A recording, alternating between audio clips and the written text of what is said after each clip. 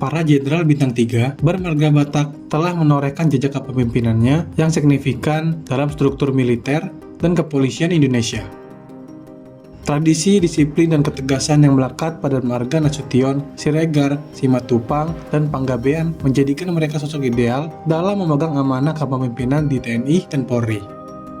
Tahun 2024 menandai era baru di mana 6 jenderal bintang 3 ini tidak hanya melanjutkan tradisi keunggulan militer, tetapi juga memperkuat fondasi integritas dan kepemimpinan di lingkungan pertahanan dan keamanan nasional. Kemampuan untuk menjaga kestabilan dan keamanan negara merupakan ciri khas yang telah teruji dari para jenderal bermarga Batak ini. Dengan mengisi posisi-posisi kunci dalam struktur TNI dan Polri, mereka membuktikan bahwa keberanian serta taktik militer dan kepolisian yang efektif adalah hasil dari pendidikan yang berkelanjutan dan pengalaman lapangan yang kaya. Nah, berikut ini kita akan menggali lebih dalam mengenai profil dan jabatan strategis yang diemban oleh 6 jenderal bintang 3 ini yang semuanya menunjukkan dedikasi tak tergoyahkan terhadap pengabdian mereka pada bangsa dan negara.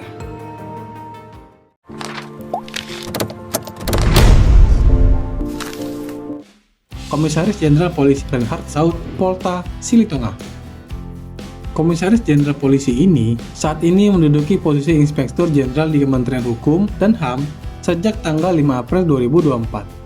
Sebelumnya, beliau memiliki peran sebagai Direktur Jenderal Pemasyarakatan di mana ia berpengalaman luas di bidang reserse. Dengan latar belakang kelahiran di Medan, Komjen Pol Reinhard dikenal memiliki keahlian khusus dalam menangani operasi kepolisian yang kompleks termasuk pengelolaan narkoba dan pemasyarakatan.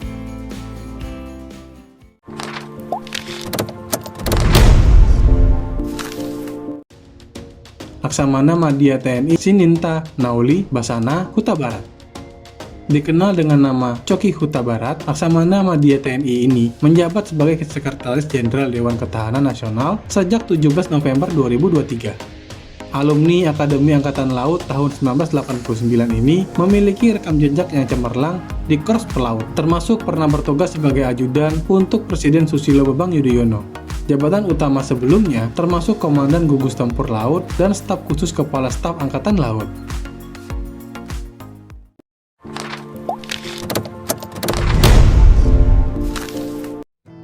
Komisaris Jenderal Polisi RZ Pancaputra Simanjuntak.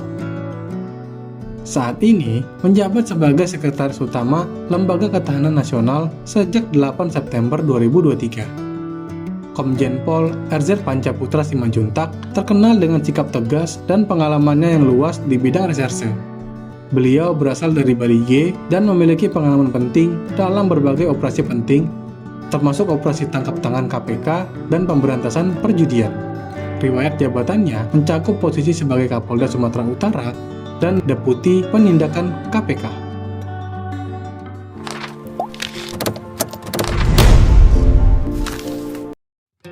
Letnan Jenderal TNI Richard Tampu Bolon.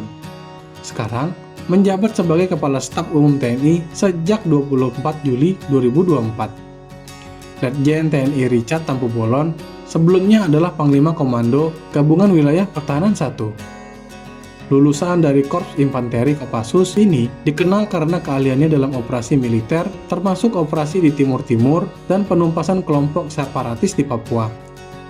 Jabatan utamanya termasuk Panglima Kongdam atau Cendrawasih dan Danjen Kopassus.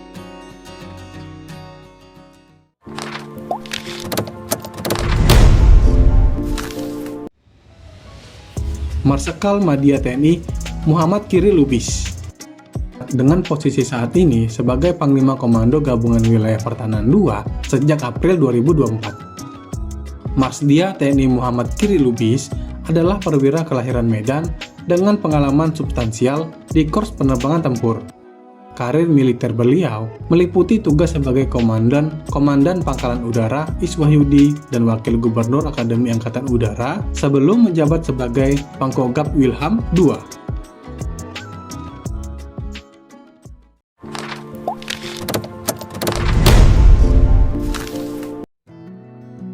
Komisaris Jenderal Polisi Nik Afinta Karokaro. Beliau menjabat sebagai Sekretaris Jenderal Kemenkumham mulai 24 September 2024. Sebelumnya, Nik Afinta Karokaro menjabat sebagai Kapolda di 2 provinsi yang berbeda, di mana beliau dikenal tangguh dan berpengalaman dalam penanganan keamanan.